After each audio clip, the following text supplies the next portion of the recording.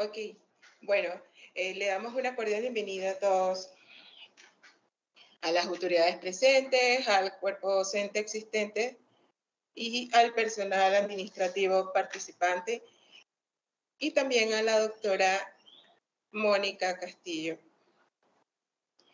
Ok, la Dirección General de Recursos Humanos, con el objetivo de contribuir con el mejoramiento de calidad de vida profesional y personal, hemos coordinado esta conferencia que hemos denominado La influencia de la mujer en el ámbito profesional y laboral, reconociendo sus derechos sin distinción de género. Bien, y todo esto en el marco de conmemoración del Día Internacional de la Mujer. Siendo esta una fecha muy señalada, ya que debe servir más que todo para unir en torno a la causa feminista en el sentido más integrador de la palabra. A lo largo de las últimas décadas se ha conseguido muchos avances, sobre todo en los últimos años, pero no es menos cierto que todavía queda mucho camino por recorrer. Aquí le regalamos un pensamiento que para liberarse la mujer debe sentirse libre, no para rivalizar con los hombres, sino libres en sus capacidades y personalidad. Y lo regaló la señora Indira Gandhi. Bien, esta sería nuestra agenda en el día de hoy. Palabras de apertura por el ingeniero Víctor Luna Barahona, rector, la conferencia de la doctora Mónica Castillo y las palabras de cierre por la doctora Iracema Tijerino, directora general de Recursos Humanos. Aquí. Ok, así que en estos momentos le vamos a hacer las palabras al señor rector ingeniero Víctor Luna Barahona. Muy buenos días, muchas gracias, Geneva. De verdad que para mí es un honor dar las palabras de bienvenida en esta tan importante actividad. Celebramos hoy, 8 de marzo, el Día Internacional de la Mujer, donde celebramos esas conquistas, esa lucha tenaz que ha tenido la mujer durante todos estos años para alcanzar, equiparar sus derechos en la sociedad. Hemos tenido un mundo dominado por hombres, la historia así lo dice. Sin embargo, en estos últimos años, las mujeres han logrado posicionarse dentro de los diferentes sectores de la vida. En la industria marítima hay claros ejemplos claras evidencias de estos alcances, de estas metas alcanzadas por las damas, por las mujeres en el sector marítimo.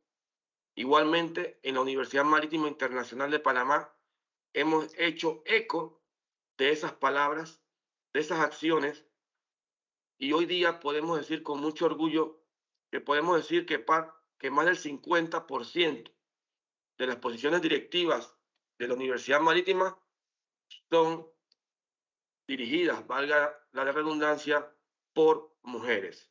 Igualmente, a nivel operativo, también podemos decir que estamos casi a un 3-1 o un 2-1, proporcionalmente hablando, comparativamente hablando, de mujeres a bordo de esta nave llamada UMIP. Muchas gracias a todas por este esfuerzo, por estos grandes trabajos que hemos realizado durante estos 3 años, que han podido consolidar a la UMIP como una universidad que produce recursos humanos de calidad. Al trabajo realizado en cualquiera de las funciones primordiales de una universidad, ya sea a través de la docencia, la investigación, la administración y por supuesto la extensión, han dado esa cuota para lograr que hoy la UMIP sea considerada como una universidad reconocida a nivel internacional, ya que colocamos estudiantes, egresados en todas las latitudes. Muchas gracias al equipo coordinador de esta actividad, de esta gran conferencia. Muchas gracias a la doctora Mónica Castillo por darnos nuestro espacio, por darnos la oportunidad de escucharla durante esta hora, y espero que sea masiva la participación de las damas, de nuestras queridas mujeres a bordo, como he llamado, la nave UMIP. Muchas gracias y bendiciones para todas.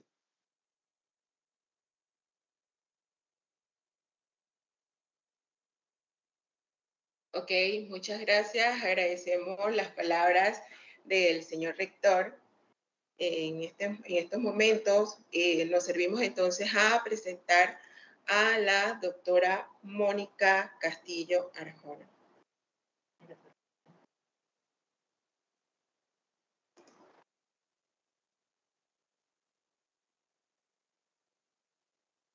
Ok, la doctora Mónica Castillo Arjona es abogada con más de 22 años de ejercicio profesional, mediadora y conciliadora idónea, posee una maestría en Derecho Procesal y estudios en métodos alternos de solución de conflictos. Es miembro del Chartered Institute Arbitrators, MCIR, es doctoranda del Programa de Derechos y Ciencias Sociales de la Universidad Nacional de Educación a Distancia, UNED, en Madrid, España.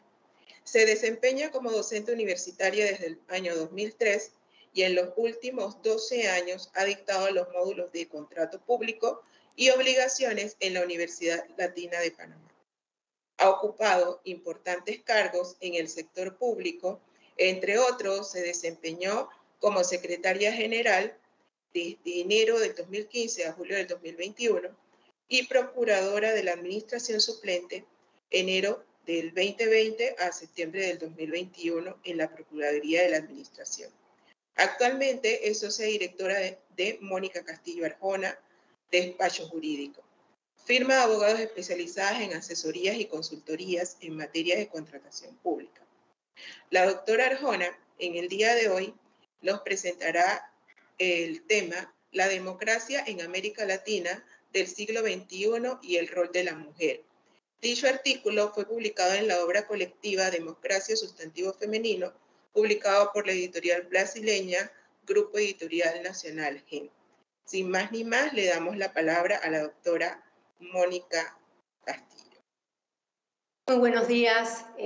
Primero que nada, quiero agradecerle al honorable señor ingeniero Víctor Luna, rector de la Universidad Marítima Internacional de Panamá, a la doctora Iracema Tejirino, directora de Recursos Humanos, pues la invitación que nos ha cursado. Para mí es un enorme honor participar de esta actividad, a todo su equipo organizador y, por supuesto, a todos los participantes de esta actividad. El día de hoy es tremendamente importante porque, como bien lo señalaba el señor rector, nosotros conmemoramos una serie de eventos que han ocurrido a través de la historia y que de forma progresiva han ido empoderando a la mujer, pero la han ido ubicando en una posición estratégica a lo largo de los tiempos, no solamente desde la perspectiva del núcleo familiar, sino también desde la visión de nuestra sociedad. El tema que hoy se ha identificado para esta conferencia, que atañe a la influencia que debe tener en la mujer en el ámbito profesional y laboral, desde mi punto de vista no se puede abordar sin que nosotros nos preguntemos cuál es el reto que como ciudadanos tenemos hoy en día, en pleno siglo XXI. Han pasado en los últimos años eventos tremendamente importantes que han traído como consecuencia que nos replanteemos hacia dónde van nuestras sociedades y el rol que cada uno tenemos que jugar dentro de ellas. Desde esa perspectiva, me puse por delante una iniciativa y era plantearme qué aspecto iba a ser determinante para desarrollar en la mañana de hoy. Y recordé que hace aproximadamente 2 años, concomitante con la pandemia, hice un trabajo interesante que traía como consecuencia un tema determinante en aquel momento, y era hablar sobre la democracia, el balance de la democracia en América Latina, pero especialmente el rol de esa mujer. Y he considerado que es determinante para hoy abordar este tema. abordar este tema para ustedes que cada vez toma una especial vigencia, no solamente en los retos que nos afrontamos en este momento como país, sino también como región. De allí que este artículo, que finalmente fue trabajado en el 2020, pero publicado en el 2021, en esta obra colectiva en la cual participaron distintas mujeres del ámbito profesional en el Brasil, entre periodistas, abogados, ingenieras, dio como consecuencia una obra tremendamente interesante, pero que recoge la visión de distintas mujeres en el desarrollo de sus ámbitos profesionales desde sus distintas perspectivas. Entonces, un poco de ello queremos traer esta mañana para transmitirles lo que desde mi punto de vista debe ser el enfoque que la mujer, o al enfoque al que la mujer debe orientarse en este siglo 2021.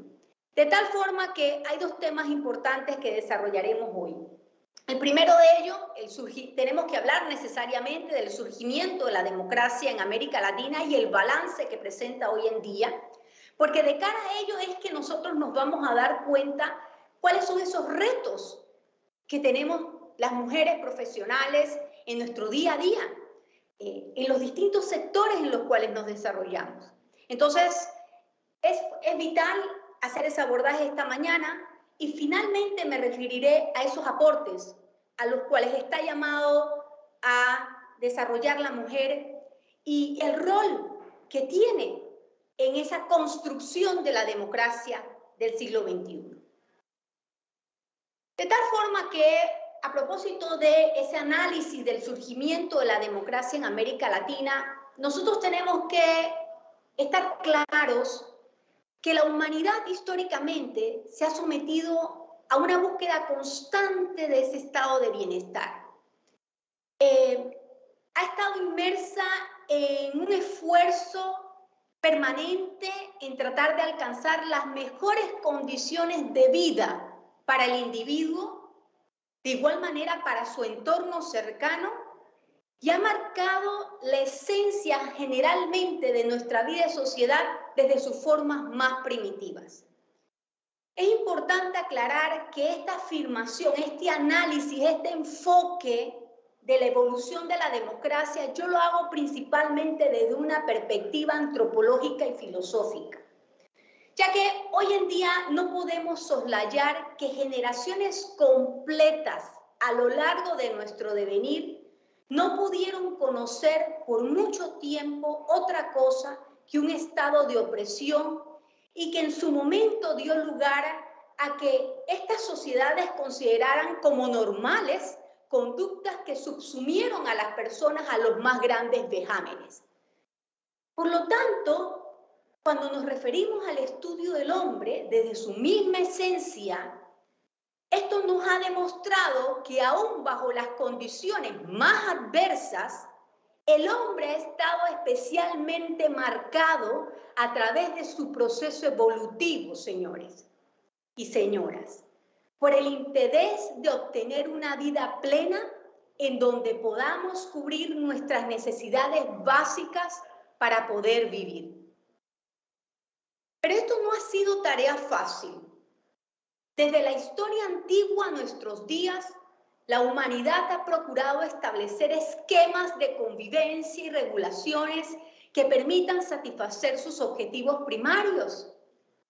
No obstante, son precisamente las formas y los medios que nos llevan a estudiar de manera puntual el origen de nuestras más básicas normas de convivencia y la creación de esos modelos de gobernanza centrados principalmente en su causa, en su desencadenante, desde esa perspectiva que enmarca nuestra naturaleza humana. De allí que ya bien lo decía el filósofo Thomas Hobbes, que un elemento característico de la esencia humana era precisamente su egoísmo. Y era eso, decía Hobbes, lo que motiva a vivir en sociedad, incluso en etapas de nuestra historia, como la época feudal, en donde se ve instituciones como el vasallaje, que tuvieron especial trascendencia, ¿verdad?, motivados en gran medida por la actitud de benevolencia de unos a otros, que inclusive era sellada a través de ceremonias en las cuales el vasallo era besado por su amo y las cuales se conocieron como ceremonias vasalláticas. Esa situación similar en donde encontramos esas relaciones de servidumbre que, aunque abarcaba las clases más bajas de la sociedad, no deja de desconocer motivos naturales muy comunes entre uno y otro tipo de relación, y es esa la dependencia que existe sobre pretexto de encontrar seguridad, que es motivada en gran medida por ese egoísmo que nos caracteriza y que nos lleva a desarrollar conductas que simplemente se encuentran potenciadas por un deseo innato de sobrevivir. Es decir, nosotros vemos a lo largo de la historia un componente sociológico importante que constituye un elemento innato en nuestras sociedades y que lleva a que el ser humano, dentro de su ámbito vamos a decir así, de conformidad y de confort, de su área de confort, procure en cierta medida trasladarle a otro, es decir, a un tercero, su seguridad, es decir, su modelo de desenvolverse en sociedad, que se le garantice en cierta manera esas condiciones mínimas que él necesita para vivir, y no se hace responsable individualmente de las mismas. Entonces, a lo largo de este análisis que nosotros estamos haciendo, vamos a ahondar principalmente en esas causas, en las razones por las cuales se requiere de una sociedad regulada, de la necesidad de un sistema político y del origen en América Latina de la democracia, con la única finalidad de que entendamos esta mañana cuándo surge ese punto de quiebre de la teoría desde un punto de vista dogmático, hasta abordar definitivamente ese concepto de democracia del siglo XXI y el rol que todos los individuos estamos llamados a jugar, pero muy especial ese rol decisivo, como apuntaba a un inicio, que debe jugar la mujer como parte de una sociedad que se construye bajo un nuevo concepto de Estado. De cara a ello, nosotros vemos que, a propósito del surgimiento de la democracia en América Latina, tengo necesariamente que rescatar al filósofo Thomas Hobbes, quien señalaba que el hombre es un lobo del hombre.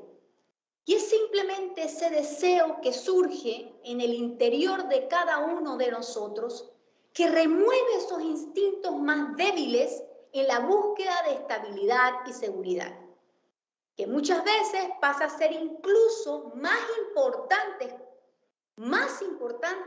señoras, que la propia libertad.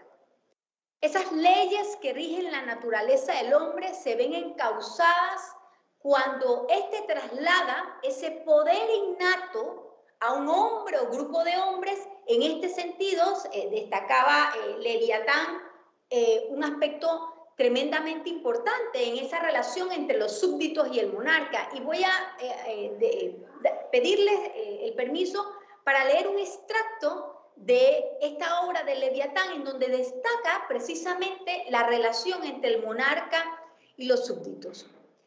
Decía Thomas Hobbes: el único modo de erigir un poder común capaz de defenderlos de la invasión extranjera y las injurias de unos a otros, asegurando así por su propia industria y por los frutos de la tierra que los hombres puedan alimentarse a sí mismos, y fuerza a un hombre o a una asamblea de hombres que puedan reducir todas las voluntades por pluralidad de voces a una voluntad, lo cual equivale a elegir a un hombre o una asamblea de hombres que represente su persona y que cada uno posea y reconozca a sí mismo como autor de aquello que pueda hacer o provocar quien así representa a su persona. en aquellas cosas que conciernen a la paz y a la seguridad común, y someter así sus voluntades una a una a su voluntad y sus juicios a su juicio. Esto es más que consentimiento, concordia, decía Hobbes. Es una verdadera unidad de todos ellos en una única e idéntica persona hecha por pacto de cada hombre con cada hombre, como si todo hombre debiera decir a todo hombre: autorizo y abandono el derecho a gobernarme a mí mismo, a este hombre o a esta asamblea de hombres, con la condición de que tú abandones tu derecho a ello y autorices todas sus acciones de manera semejante. Hecho esto, decía Hobbes, la multitud así unida en una persona se llama república, y en latín civitas. Esta es la generación de ese gran leviatán, o más bien, para hablar con mayor reverencia, de ese Dios mortal a quien debemos, bajo el Dios inmortal, nuestra paz y defensa. Pues mediante esta autoridad concedida por cada individuo en particular en la república, administra tanto poder y fuerza que por terror a ello resulta capacitado para formar las voluntades de todos en el propósito de paz en casa y mutua ayuda contra los enemigos del exterior. Y en él consiste la esencia de la república. Es una persona cuyos actos ha asumido como autora una gran multitud por pactos mutuos de unos con otros, a los fines que puede usar la fuerza y los medios de todos ellos según considere oportuno para la paz y defensa común. Aunque les parezca irónico, el padre del absolutismo, como se le conoce a Thomas Hobbes, recoge lo que yo llamaría las bases teóricas de una democracia que tiene como eje central la libertad individual. Pero indiscutiblemente no podemos estudiar la misma sin desligarla de las circunstancias y del momento en que surge esta obra de Thomas Hobbes, conocida como el Leviatán. Pero nos debemos preguntar, ¿qué ha significado la democracia para la humanidad? ¿Por qué es tan importante la representatividad y el poder popular? ¿Qué diferencia encontramos entre los postulados hobbesianos y los construidos posteriormente a la Revolución Francesa? ¿Es realmente, señores, la creación del poder político algo natural o simplemente es el resultado de una acción conveniente del hombre? El estudio de Hobbes nos demuestra la existencia de la más idílica relación entre los súbditos y el Estado, el traspaso de todos los poderes en la cabeza de un hombre o un cuerpo de hombres con la única finalidad de brindarles paz. Sin embargo, aunque construye el concepto de soberanía, ojo con esto, en cabeza del detentador de poder, éste lo legitima en la voluntad manifiesta de su propio pueblo. Sin embargo, observamos que es indiscutible que la construcción del concepto de Estado de Hobbes en el detentador de poder encara prácticamente un ente sobrehumano con grandes capacidades sobreprotectoras, ya que precisamente es la seguridad el elemento que lo mantiene en uso del poder. De tal manera que aquel monarca que no le cubra las necesidades de su pueblo, apuntalaba Hobbes, perderá toda su credibilidad y confianza y por lo tanto le revocará tal poder. Esta nueva concepción del Estado moderno, del Estado-nación, que surge a partir de la formalización del Tratado de Westfalia en 1648 y que dio lugar a la creación de organizaciones territoriales, influye de forma importante en el proceso evolutivo del concepto de Estado. De tal manera que las ideas de los pensadores que surgieron posteriormente al Tratado de Westfalia se encuentran ampliamente marcadas por este hecho tan importante, que define la historia de la humanidad, pero que dio lugar al nacimiento del derecho internacional. De más está mencionar algunos de ellos.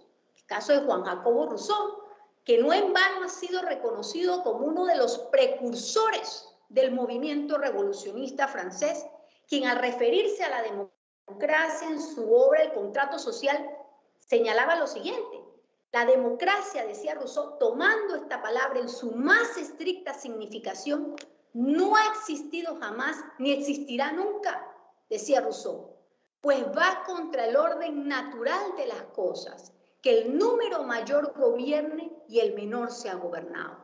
No puede concebirse que el pueblo se halle incesantemente reunido en asambleas para ocuparse en los asuntos públicos, pero se comprende fácilmente que no se podrían establecer para esto comisiones sin que la forma de administración cambiara. Rousseau destacaba que habría que establecer claramente las funciones de este gobierno que deberían estar divididas en distintos poderes. Los menos numerosos adquieren tarde o temprano, decía él, la mayor autoridad.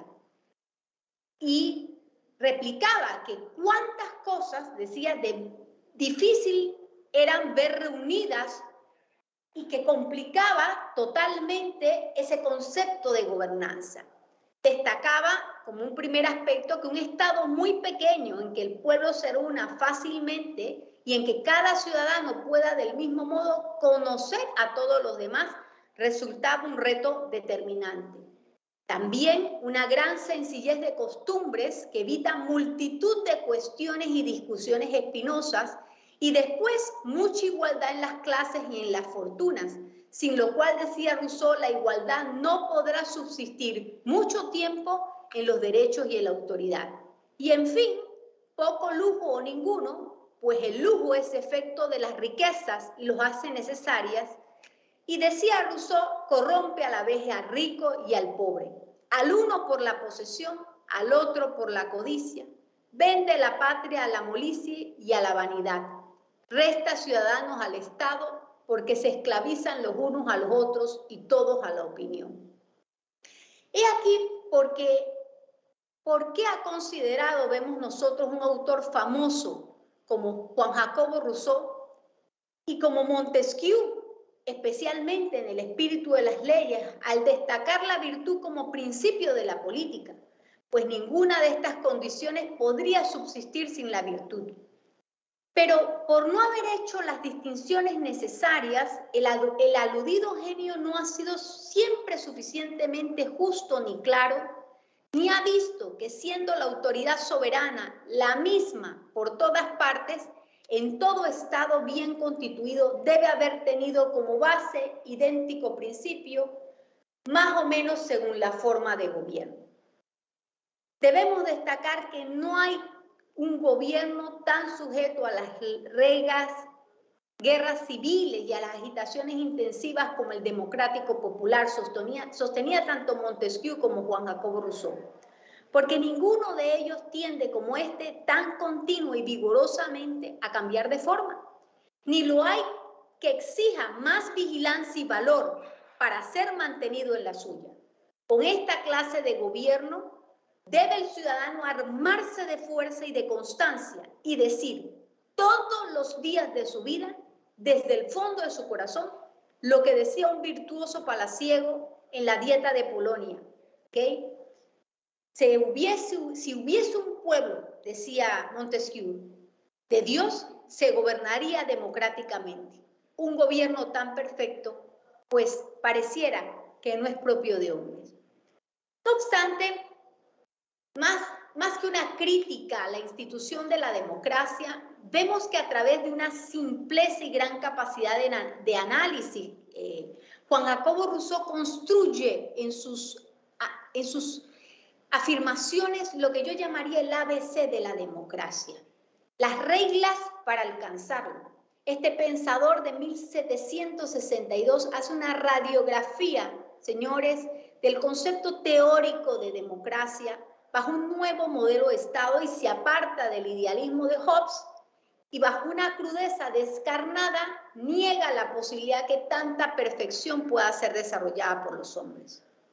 Rousseau, cuyas ideas dieron lugar a una diferencia de pensamiento con otro gran precursor de la revolución como lo fue Voltaire, ya que este último era un convencido que el conocimiento y la civilización podrían formar y perfeccionar al hombre, lo innegable es que las ideas de Rousseau introdujeron a la Revolución Francesa la necesidad de limitar el crecimiento de esa brecha de clases, abonada en gran medida por el uso del poder de forma incorrecta, en desmedro de los desprotegidos, como también un concepto de soberanía que se convirtió en la bandera de la revolución, en donde se pregonaba que la soberanía, no siendo sino el ejercicio de la voluntad general, no puede nunca enajenarse, y que el soberano, que no es sino un ser colectivo, no puede ser representado sino por sí mismo.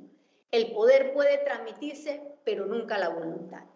Interesantemente, sus ideas en sí mismas no eran tan diferentes a las vertidas previamente por Hobbes muchos años antes. La legitimidad para ejercer el poder, señores, se pierde en la medida que el detentador de este pierda la voluntad del pueblo. Y probablemente las ideas introducidas por la Ilustración, desde mi punto de vista, forjaron una visión casi perfecta entre quien asume el poder y los gobernados, aunado al surgimiento de un nuevo concepto de Estado que dio a entender en el colectivo francés que la revolución trajo aparejada el inicio de la democracia en Francia. Sin embargo, ¿es esto realmente cierto? Cuando uno consulta autores reconocidos sobre la materia, y traigo a colación a Isidro Banega Useche, un historiador muy connotado en Colombia, a propósito de la revolución destaca lo siguiente, dice: la actual historiografía francesa supone que la revolución instaura en Francia el régimen democrático, bien sea de un lado la historiografía centrada en torno al concepto de cultura política, o la que procura una reelaboración del marxismo, bien sea de otro lado la historiografía que se inspira en la obra pionera de François Furet, la cual se orienta hacia una elaboración más conceptual o filosófica. Una y otra coinciden en datar en la revolución el comienzo de la democracia francesa. Sin embargo, señala este historiador que esa certeza no es impugnada por el hecho que durante gran parte del siglo XIX el poder no fue ejercido allí como resultado de una competencia regulada, y que la República apenas cobró vida un par de veces en forma de cortos paréntesis entre 3 monarquías constitucionales y 2 regímenes imperiales, antes que hacia la década de 1870, aproximadamente en la Tercera República, tuviera lugar el decaimiento de la democracia desde un punto de vista institucional. De tal manera que para este historiador la comprensión de la historia francesa contemporánea como historia de la democracia se circunscribe entonces a los académicos, a una intervención intelectual en la que incluso las exigencias más drásticas al régimen de la soberanía popular puedan vivificarlo de esta manera. Entonces vemos que materialmente la Revolución Francesa no fue otra cosa que el desarrollo de la democracia de Platón, cuando se abre la posibilidad que la clase burguesa ocupe el puesto que ostentaba la nobleza y en consecuencia siga sometiendo a los menos privilegiados. En la práctica, señores, no se dio tal igualdad y se sentaron las bases del capitalismo industrial.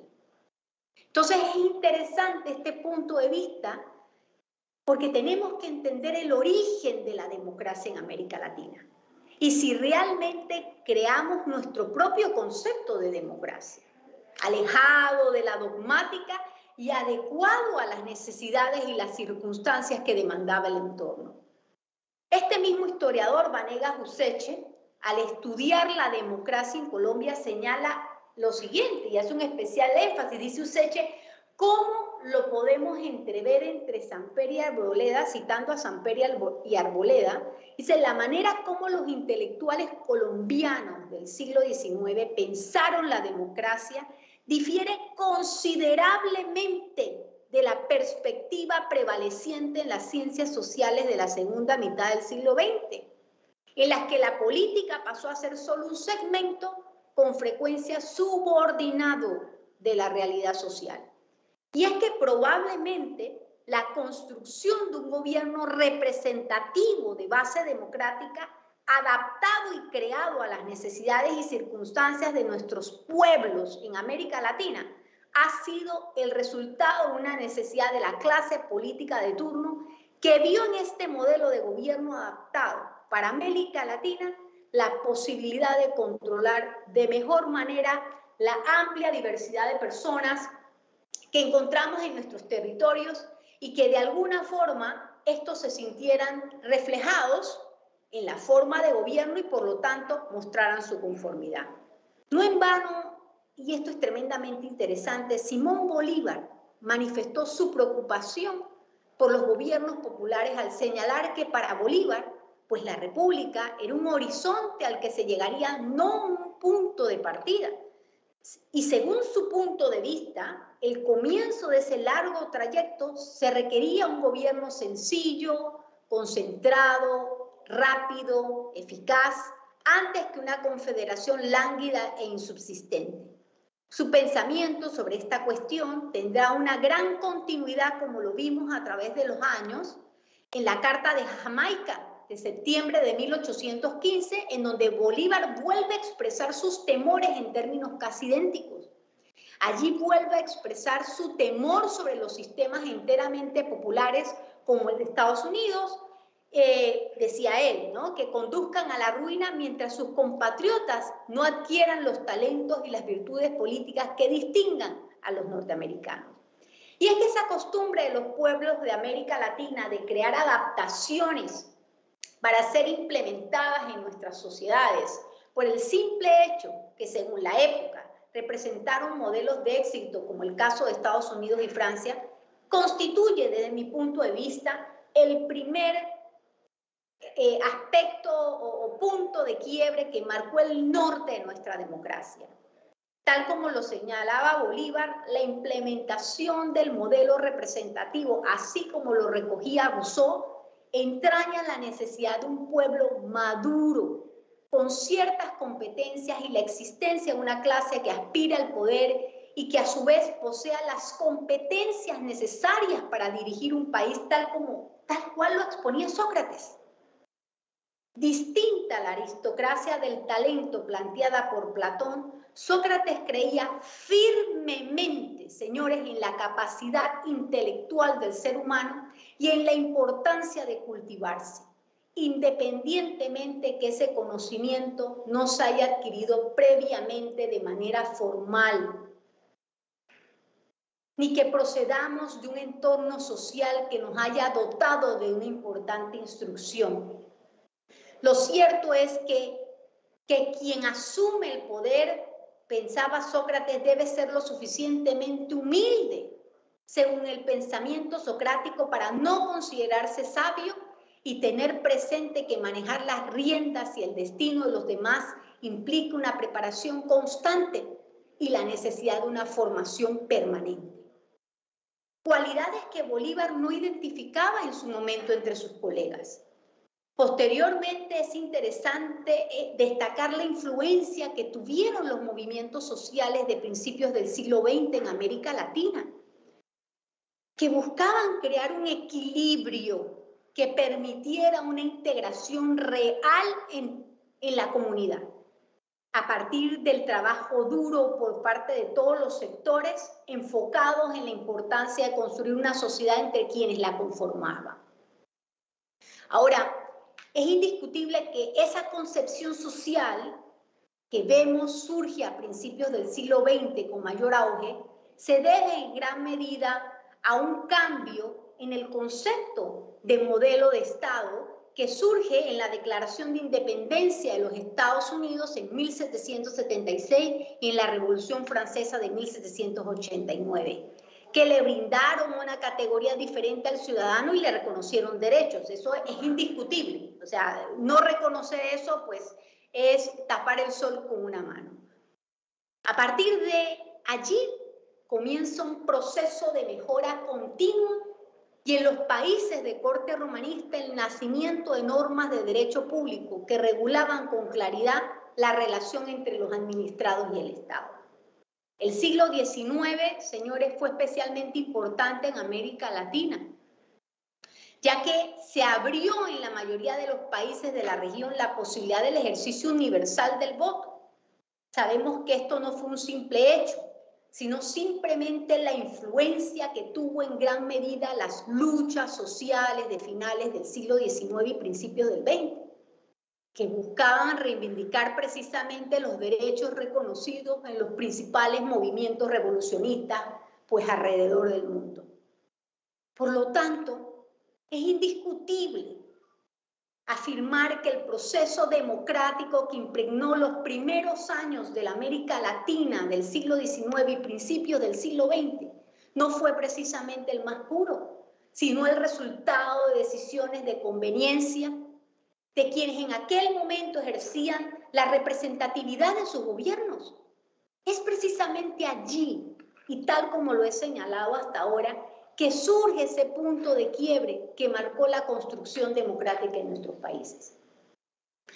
Según datos levantados por el Índice de Democracia Electoral en América Latina, se empezaron a construir importantes progresos en materia de democracia entre los años 1977 y 1985.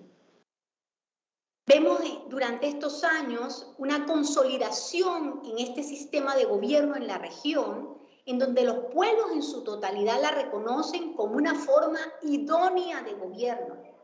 Sin embargo, no deja de ser una misión formal de la gobernanza de los países, ya que pese a que los ciudadanos reconocen los beneficios de una vida en democracia, materialmente es muy poco lo que puede percibir de ella. Y muestra de ello, y aquí traigo a colación este informe que presentó el PNUD en cuanto al desarrollo humano en el año 2019, que fue determinante, porque cuando vemos esta realidad en cifras es que tomamos conciencia de lo que está sucediendo, ¿no? En donde se destaca el problema de la desigualdad en el mundo, pero principalmente en América Latina. De tal manera que en esta búsqueda constante de mejora continua a lo largo de los años, la humanidad ha ido adquiriendo un crecimiento sustancial en sus formas de vida.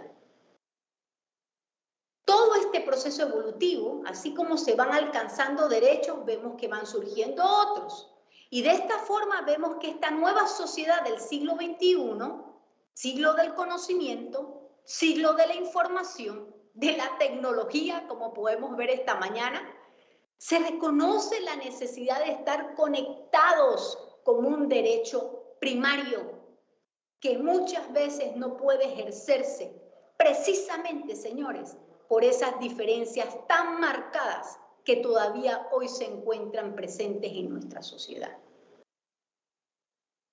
En ese sentido, ese informe del año 2019 del PNUD destacaba cifras determinantes que voy a traerles a colación, en donde señalaba que en el ámbito del desarrollo humano las desigualdades son tan profundas que de 2 niños nacidos en el año 2000, uno en un país con desarrollo humano alto y otro en un país con desarrollo humano bajo, hoy en día vemos que el primero tiene una probabilidad superior al 50% de estar matriculado en la educación superior, y en los países con desarrollo humano muy alto es más de la mitad de los jóvenes de 20 años que se encuentran cursando estudios superiores.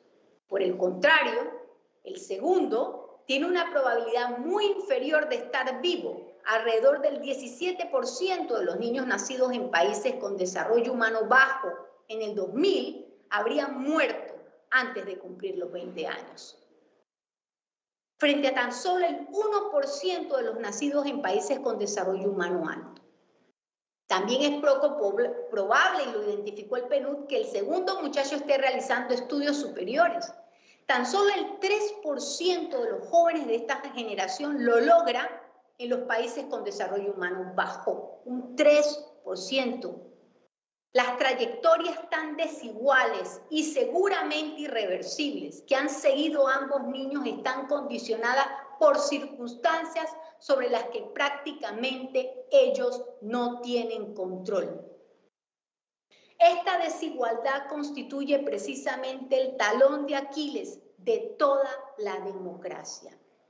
Y es así, y así lo reconocía Tocqueville, cuando señalaba que este era el principal problema de la democracia en América y que era fundamental centrarse por razones políticas, ya sea sociológicas o filosóficas, en pensar sobre la necesidad de igualar las condiciones sociales. Los gobiernos hoy en día están demorando mucho tiempo en resolver las desigualdades básicas, de tal forma que muy pronto iremos alcanzando nuevas desigualdades. Y el siglo XXI trae consigo nuevos retos, entre ellos el cambio climático, la revolución tecnológica. Y aunque en algunos países en vías de desarrollo pueda tenerse la percepción que se está mucho mejor que antes, esto se encuentra influenciado en gran medida porque los indicadores de progreso están centrados principalmente en el Producto Interno Bruto de los países. Por lo tanto, a fin de encarar realidades, y así lo ha manifestado el PNUD, debe trabajarse con otro tipo de indicadores que permitan medir de forma real las diferencias y las grandes limitaciones que presentan nuestros países. Hoy en día, el no tener acceso a un sistema de salud de calidad, a una educación con altos estándares y pública, abre una brecha muy importante en los ciudadanos y percentilmente los condena a una vida muy similar a la que vivieron sus padres. Esto es una muestra fehaciente que los sistemas democráticos en América Latina presentan grandes deficiencias, ya que no se ha podido instrumentalizar de manera correcta en los distintos sistemas de gobierno. Por lo tanto, es determinante que las clases menos privilegiadas tengan la misma participación en la gobernanza que aquellos que ostentan el poder económico y que puedan de esta manera participar de manera más activa en la construcción de las políticas públicas. Y esto es precisamente un elemento crucial, ya que la ausencia de una participación democrática en la construcción de políticas públicas, pues constituye precisamente aquel terreno abonado para que se mantenga a largo plazo sociedades desiguales, favoreciendo de esta manera las condiciones de aquellos que puedan participar en la estructuración de las mismas. De allí que es vital que los países procuren enfocar sus esfuerzos en alcanzar un desarrollo humano alto que garantice una verdadera participación en la sociedad. Hoy, posterior a todo este escenario que trajo como consecuencia la pandemia del COVID-19, más allá de las repercusiones económicas a las cuales se ha visto sometida el mundo, ha aflorado de forma importante estas debilidades que presentan los países de la región, exponiéndose dos formas marcadas y especialmente importantes en ciertos sectores sensibles de la sociedad, dos sectores, la salud y la educación.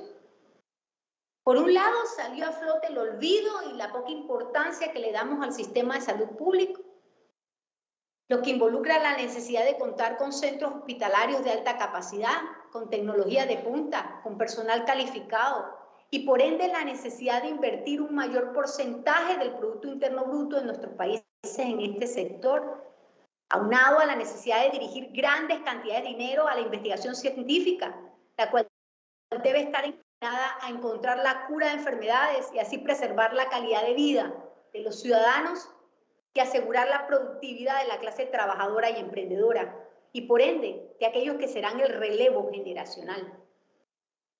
De igual manera, también hemos podido ser testigos de la brecha importante que existe entre los estudiantes de educación pública versus aquellos que estudian en planteles educativos privados, pero peor aún también hemos observado cómo muchas familias de clase media hacen esfuerzos sobrehumanos por procurar que sus hijos alcancen una educación de calidad, incluso en desmedro de su propia calidad de vida como un núcleo social.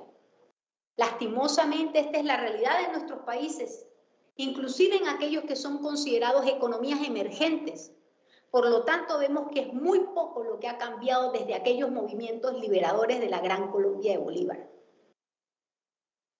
Considero que es importante que todo ciudadano que ha tenido que nacer y crecer en América Latina debe hacerse ciertas preguntas. ¿Qué puedo hacer por mi país? ¿Cómo puedo aportar a mi sociedad? ¿Cómo puedo ayudar a construir mi país? Los retos que presentan el siglo XXI cada vez son más decisivos.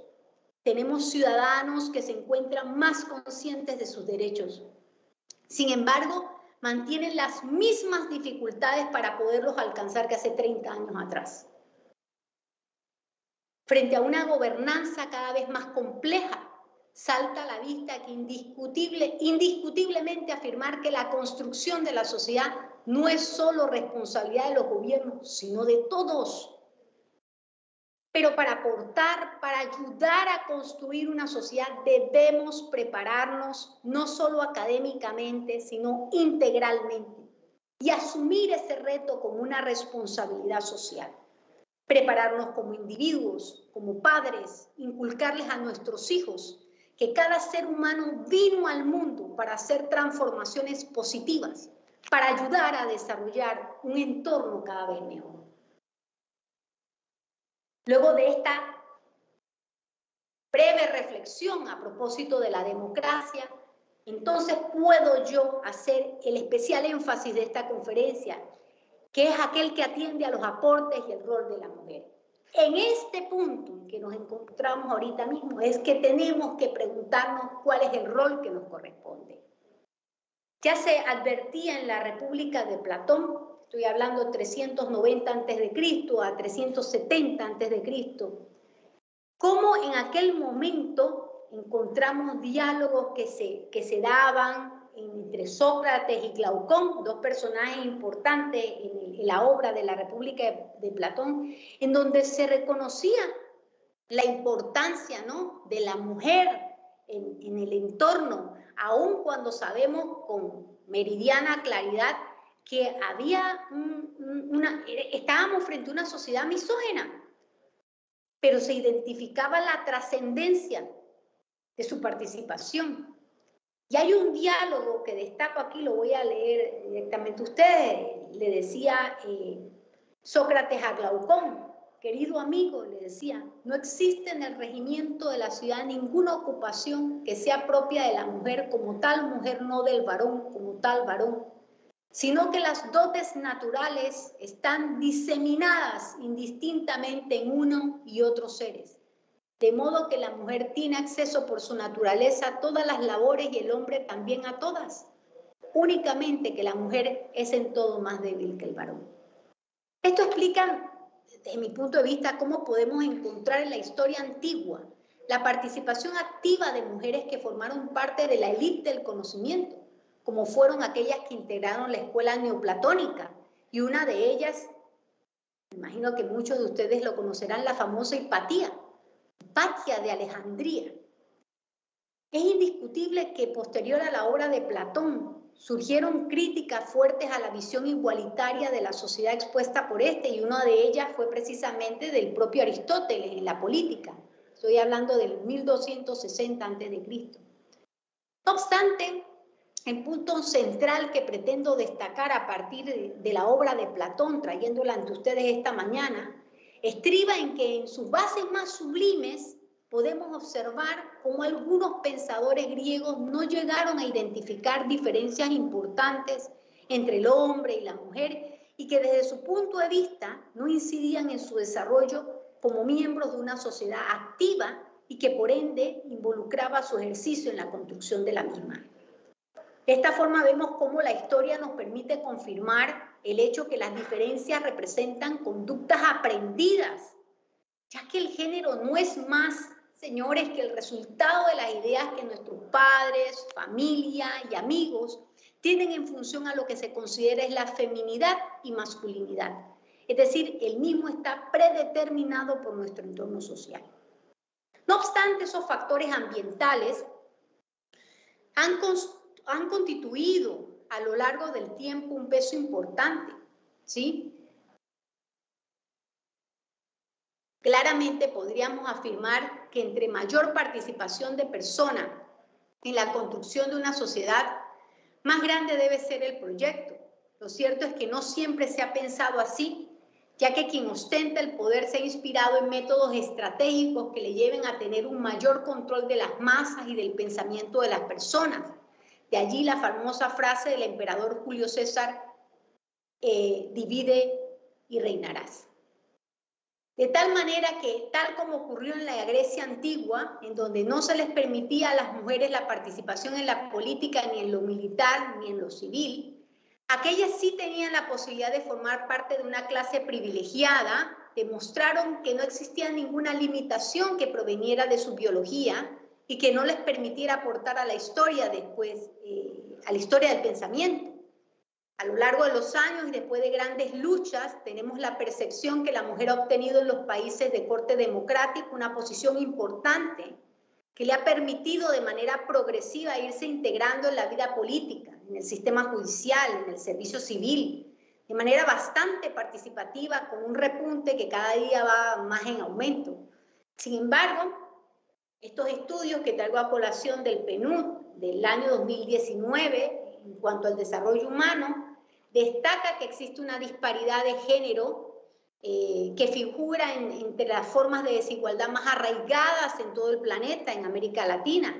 Y dadas estas desventajas afectan a la mitad de la población mundial, la desigualdad de género es uno de los mayores obstáculos a los que se enfrenta el desarrollo humano. Esta forma de desigualdad, un poco atendía a esto el rector, las palabras introductorias, al igual que la que pueda existir a partir de la casta, de la etnia o la lengua que tenga un determinado individuo, lo único que hace es desdibujar nuestra falta de humanismo y por ende nos muestra lo fragmentada que se encuentra nuestra sociedad. De allí lo importante, a partir de esta realidad, es comenzar a fomentar transformaciones que permitan generar cambios internos en los individuos. Desde mi punto de vista, yo considero que debemos empezar a romper los ciclos de poder y esos cambios solo se deben forjar desde nuestro interior. Tenemos como madres que enseñarles a nuestros hijos que todos nosotros, independientemente de su género, constituimos un elemento vital, por no decir determinante, en la estructura y en el tejido de cualquier cambio social. De igual manera, como individuos debemos ser conscientes que todos y cada uno de nosotros vinimos a cumplir una misión y a partir de allí tenemos que prepararnos, educarnos en aquellos que nos apasionan, porque esa es la diferencia. Porque es a partir de allí que vamos a poder brindar al mundo lo mejor de nosotros. Las ataduras, las limitaciones, siempre han estado en nuestra mente. Señalaba a Simone de Beauvoir, ella decía que entre una de sus muchas frases célebres destacaba que el opresor no sería tan fuerte si no tuviera un cómplice entre los propios oprimidos. Por lo tanto, lo que quiero plantearles es que debemos olvidar aquello que señalaba Aristóteles, que decía que una de las cualidades de toda mujer era el silencio, ya que hoy en día eso es precisamente lo que constituye la propia perdición de la mujer. De tal manera que debemos formularnos muchas interrogantes antes de definir el camino que vamos a seguir como mujeres profesionales a temprana edad, inclusive en una etapa madura de nuestra vida profesional, porque hay varios momentos en nuestra vida para plantearnos preguntas. ¿Qué demanda la democracia del siglo XXI? Definitivamente una respuesta concreta frente a esta inquietud. He tratado de exponerle esta mañana. Necesitamos un cambio en su modelo teórico, un cambio en el concepto de poder popular, que si bien involucra la participación de aquellos líderes de la comunidad en la puesta en marcha de las transformaciones sociales, lo cierto es que hoy en día la construcción de un nuevo modelo de Estado y de una sociedad cada vez más sensible a sus derechos involucra necesariamente que su oferta popular sea la de aquellas personas más capacitadas y preparadas que permitan brindarle a todos el tan anhelado bienestar social. En otras palabras, y tal como lo señalaba Rousseau, la virtud y la igualdad son elementos claves de toda democracia. Para poder alcanzar un sistema democrático funcional, requerimos cerrar aquellas brechas que se encuentran tan presentes en América Latina y brindarles a todos y cada uno de los individuos, incluso desde antes de su nacimiento, los mismos estímulos y oportunidades. Necesitamos sociedades con un nivel educativo mucho más alto, que le permitan construir juicios críticos y debates maduros y generalizados de una manera mucho más participativa, de tal forma que generen verdaderas transformaciones y avances progresivos en nuestros países. La implementación de la tecnología, de la información como instrumento de una efectiva gobernanza nos abre el camino hacia una verdadera participación. La integración de la mujer en la sociedad y su rol cada vez más activo va a depender en gran medida de la poca o mucha convicción que las madres o padres de hoy tengan sobre el rol que deben jugar sus hijos en la sociedad y en la construcción de ese interés general. En otras palabras, hombres misóginos o mujeres sin credibilidad en sí mismas no son más que el resultado de núcleos familiares que no supieron transmitirle esos valores que Rousseau consideró fundamentales para una vida en democracia y cuyas conductas solo servirán para condenar el destino de las generaciones futuras al fracaso. Este papel dinamizador que debe jugar todo ciudadano y que responde a las sociedades pluralistas de hoy en día no se puede construir a partir de ideales preconcebidos. Debe ser flexible y abierto a las realidades cada vez más cambiantes. Las autoridades deben adaptarse a los permanentes retos y a las grandes crisis a los que con frecuencia se ve sometida la humanidad, situación que en estos momentos cobra una especial vigencia frente a las realidades que hemos pasado pospandemia. Debemos enfocarnos en estos momentos en hacer un análisis de aquellas conductas que no podemos seguir replicando. Necesitamos reconducir nuestro modelo de vida y que los gobiernos definan cuáles son los sistemas económicos por los cuales deben encaminar sus países.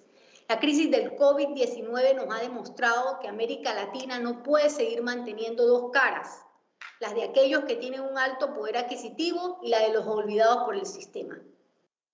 Ya que cada vez que tengamos que volver a enfrentar situaciones difíciles, esas condiciones preexistentes solo acabarán por ir fragmentando mucho más una nación y un pueblo y alejándonos cada vez más de un verdadero proceso constructivo. Señores, la democracia del siglo XXI demanda una visión integradora, renovada, consciente de las dificultades que representa gobernar un país y de la necesidad de conformar un sistema de gobierno que se construya a partir del mérito y de la idoneidad. Debemos aspirar a que lo aquí planteado esta mañana sea realmente el reflejo del pueblo, la soberanía del mismo. Pero para ello es necesario que a través de la familia, las escuelas, las universidades, se suscriba un verdadero pacto hacia la transformación de una sociedad más madura, con claros objetivos, y que busque de forma mancomunada ese bien común. A mí me gustaría, a manera de ya ir cerrando esta intervención, porque creo que estoy sobre la hora, destacarles a ustedes las principales ideas que a manera de conclusión pienso que todas y cada una de ustedes deben llevarse todos los participantes de esta actividad virtual.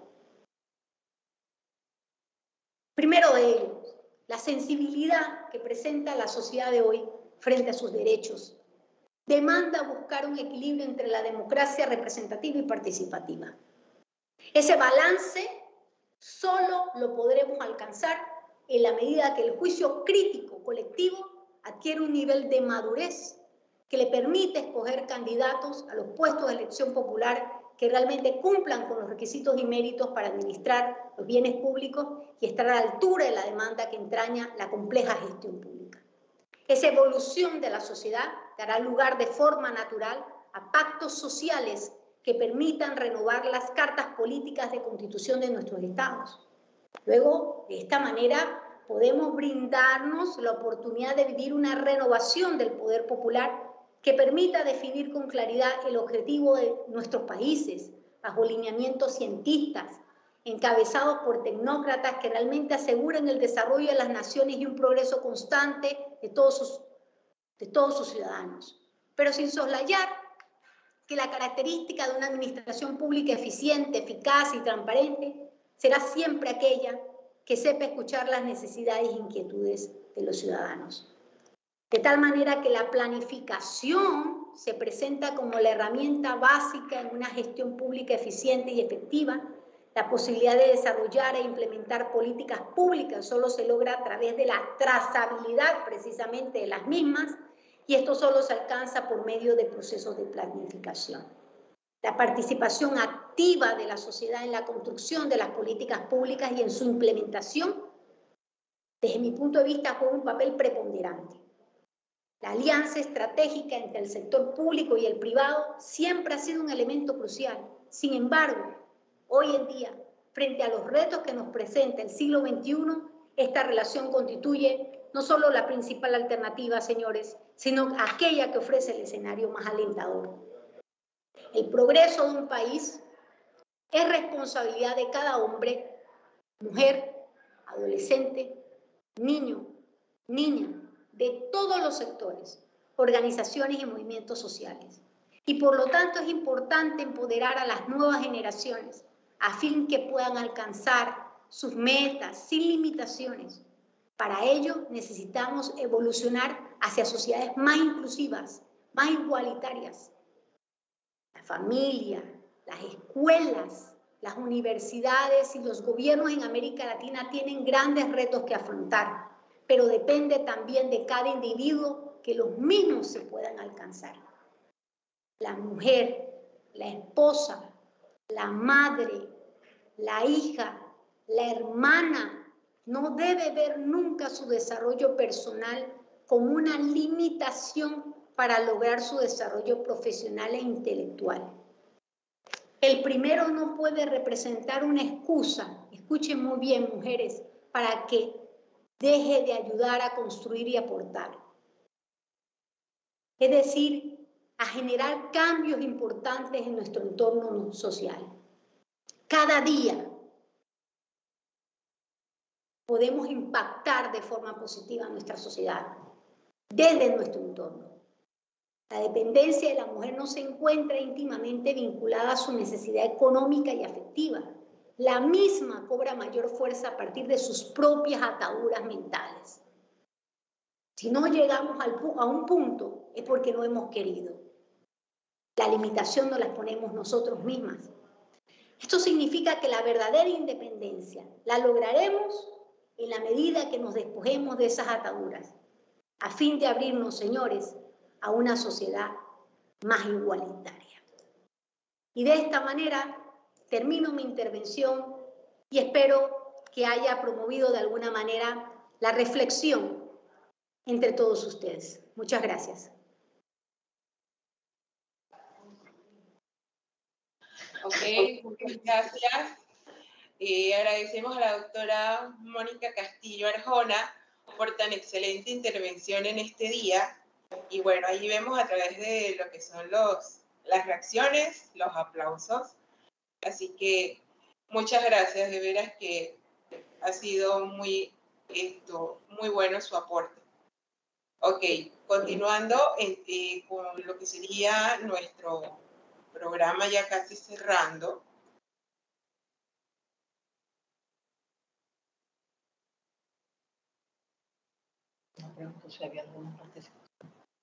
Queremos saber si alguno tiene algún comentario o alguna pregunta para la doctora Mónica Castillo, aperturando unos 5 minutitos para ello.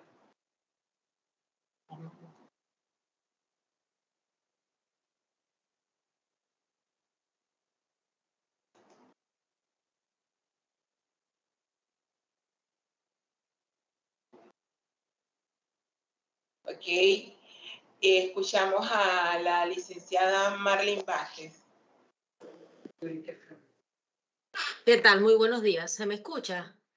Sí, se escucha. Buenos días. Sí, muy buenos días. Ante todo, pues a las autoridades académicas y administrativas de la universidad, la doctora Iracema, y pues doctora, excelente presentación, de verdad que sí, una temática contextualizada muy diferente a lo que uno pues a veces piensa que será generalizada, pero usted hizo un planteamiento doctrinal y lo trajo a lo que hoy en día se plantea o se espera o se proyecta, o estos paradigmas que tenemos que superar la mujer en la actualidad, sobre todo la actualidad de nosotras las panameñas. Es súper interesante. Y en ese sentido, pues a manera de pregunta sería como saber sus comentarios o algún tema de opinión o interacción sobre estas nuevas iniciativas que en las últimas semanas se han estado presentando, pues apoyándonos en su experiencia legal, que se han estado presentando a nivel de nuestra asamblea, buscando esa paridad y esa proyección profesional de la mujer a nivel pues de las instituciones de gobierno, inclusive ya planteándose hacerlo obligatorio, no me gusta la palabra, pero pareciera que hacia allá va el tema de la paridad laboral o superación profesional de la mujer, para ver qué comentarios usted presenta, aprovechando el día hoy tan especial. Gracias, muchas gracias por la interrogante. Sí, en efecto, todos estos movimientos dentro de lo que corresponde a un marco, cambios en el marco regulatorio, definitivamente son muy positivos, porque no solamente denotan que hay una sensibilidad en el entorno, denota el hecho de que se advierte la importancia de que se garantice esa integración, ¿verdad?, a partir de un marco regulatorio. Pero yo quisiera hacer un aporte aquí muy puntual, ¿no? Y es que al final nosotros tenemos que aspirar a resultados materiales, ¿sí?, palpables, tangibles.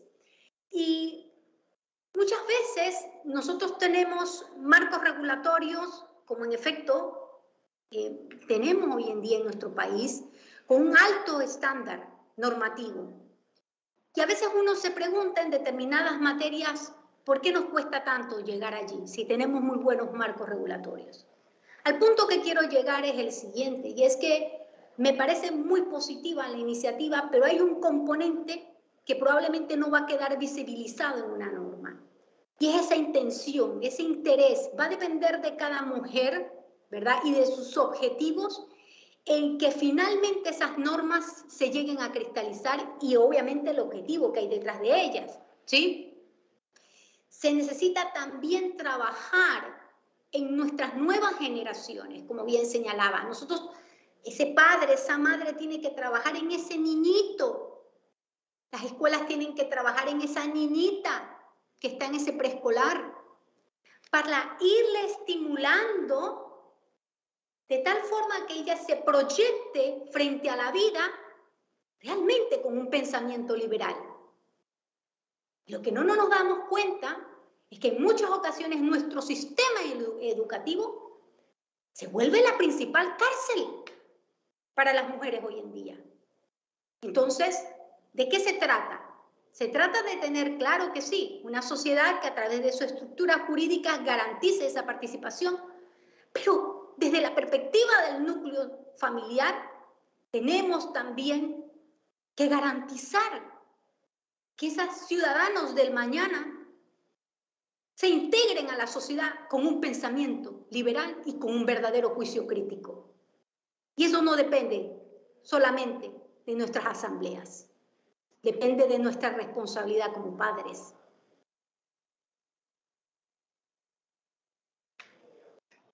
No sé si he podido atender tu inquietud. Excelente, sí, doctora Mónica, muy bien, gracias. A la orden. Ok, muchas gracias. Entonces, continuamos con lo planificado durante esta mañana para ir ya haciendo el cierre. ¿Okay?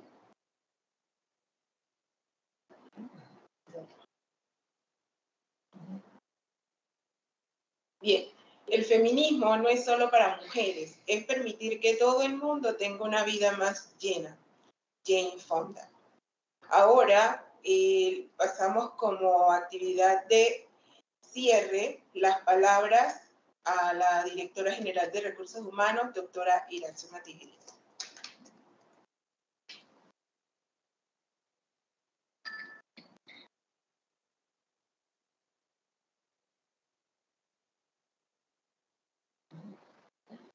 Sí, muy buenos días a todos, a todas las autoridades administrativas, especialmente al rector y a la conferencista Mónica Castillo por su interesante conferencia enfocada ya recogiendo todo el nivel histórico que hemos confrontado la democracia en América Latina y el rol de la mujer. Hemos tratado de que este tema fuese abordado en este día tan especial, el Día Internacional de la Mujer, porque nosotros le hemos incorporado el tema, la influencia de la mujer en el ámbito profesional y laboral de sus derechos sin distinción de género, y precisamente el tema que se abordó en esta conferencia ha sido bastante abarcador y con muchas conclusiones y recomendaciones y reflexiones. Podemos ver que la mujer, y yo tengo ese pensamiento, la mujer no es más que una cara bonita, sino que también haciendo eco de las palabras que dijo el señor rector. La mujer tiene diferentes roles, tiene muchas capacidades, muchos conocimientos, y en el desempeño de su función también es partícipe de ese crecimiento poblacional y humano. ¿Por qué? Porque ese desarrollo humano debe ser integral, tal cual se abordó en la conferencia. Nosotros, las mujeres, somos madres, somos profesionales, somos educadoras, tenemos diferentes cualidades, nos desenvolvemos en diferentes ámbitos y dentro del núcleo familiar tenemos una responsabilidad, una competencia muy, muy arraigada para ese desarrollo integral del que se habló en esta conferencia. Es así que la mujer en el devenir del tiempo hemos escuchado, hemos leído y también hemos sido partícipes dentro de nuestro país y en el ámbito mundial de que la mujer ha superado cantidad de obstáculos para llegar a una vida profesional productiva, para ese desarrollo integral y asimismo alcanzar los logros profesionales y políticos, que es lo que se está discutiendo actualmente en todo el ámbito de Latinoamérica, en nuestro país y en el mundo entero. Por eso es que vemos que hay muchas generaciones que siguen ese devenir de esos logros de la mujer. Así también hemos visto que se han creado diferentes asociaciones o agrupaciones en defensa de los derechos de la mujer, y precisamente ayer la Universidad Marítima Internacional de Panamá firmó un convenio de emprendimiento de mujeres, y es muy importante para nosotros traerlos a colación porque estamos en el Día Internacional de los Derechos de la Mujer, e igualmente hacemos ese eco de la proclamación que se hizo en la Asamblea General de las Naciones Unidas de 1976, y desde ese momento nos hemos proyectado mucho más por la defensa de esos derechos fundamentales, inalienables, que nosotros como mujeres profesionales, como núcleo familiar, venimos desarrollando, y crea muchas expectativas en las generaciones posteriores. Yo creo que este tema ha sido de mucha importancia, de gran relevancia. Agradecemos a la doctora Mónica Castillo, en verdad, por esa trascendencia que nos ha aportado dentro de este tema, y exhortamos e igualmente felicitamos a las mujeres emprendedoras de la UMID para construir un mundo de inequidad, para lograr ese cambio en la sociedad, especialmente en las mujeres. Muchas gracias. Bien, muchas gracias, doctora Iracema, por su intervención. Ahora lo invitamos a que nos puedan completar la encuesta de satisfacción del evento, en donde le vamos a compartir a través del chat el enlace.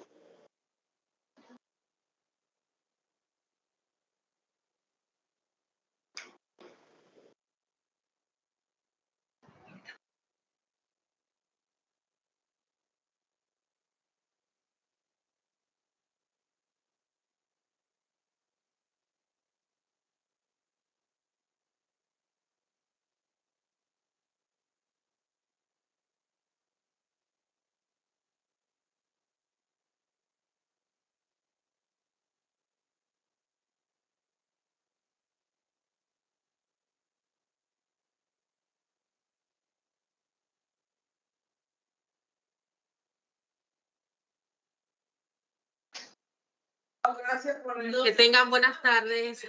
Hasta luego, todos y a todas. Buenas tardes. Gracias. Y bueno, si nos dan unos minutitos para poder completar la encuesta y también poder agradecerle a la doctora Mónica Castillo por tan excelente intervención, haciéndole la entrega de manera virtual de su certificado como muestra de agradecimiento por su participación como expositora en esta conferencia. ¿Sí? Muchas gracias. La verdad que podemos llegar de manera física dicho certificado en sus oficinas. Muchas gracias. Muchas gracias a todos. Y nuevamente me siento muy complacida por la invitación. Y muchas gracias. Yo también quisiera aprovechar, si es posible, que todas las damas, las mujeres que hoy nos acompañaron en esta tan interesante charla, también pudiesen encender sus cámaras en estos momentos, sí, ya porque no tendríamos dificultad en la transmisión y nos pudiéramos tomar una foto, un screenshot de todos los que pudimos participar en tan importante conferencia. Muchas gracias en nombre de toda la universidad. Gracias. Sí, muchas gracias, rector. Muchas gracias.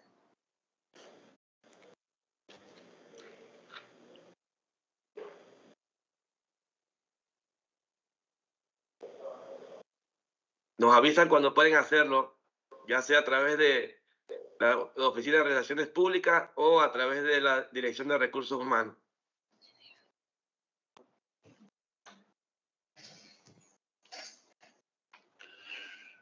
Póngase acá, póngase acá para que salga usted. Listo.